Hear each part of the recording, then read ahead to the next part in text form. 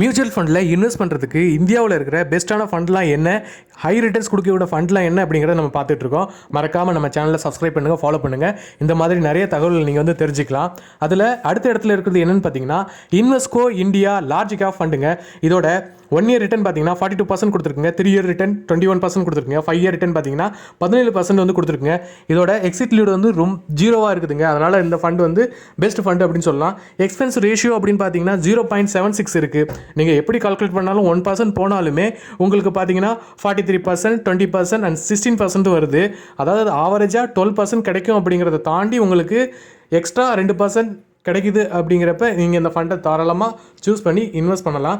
இதோட minimum investment எவ்வளோ இருக்குன்னு பார்த்தீங்கன்னா 1000 rupees. அதாவது நீங்கள் ஃபஸ்ட் டைம் இன்வெஸ்ட் பண்ணும்போது மினிமம் இன்வெஸ்ட்மெண்ட்னு ஒன்று கொடுத்துருப்பாங்க. அதை நீங்கள் கண்டிப்பாக இன்வெஸ்ட் பண்ணி தான் அதுக்கப்புறம் வந்து எஸ்ஐபி கிரியேட் பண்ண முடியும்.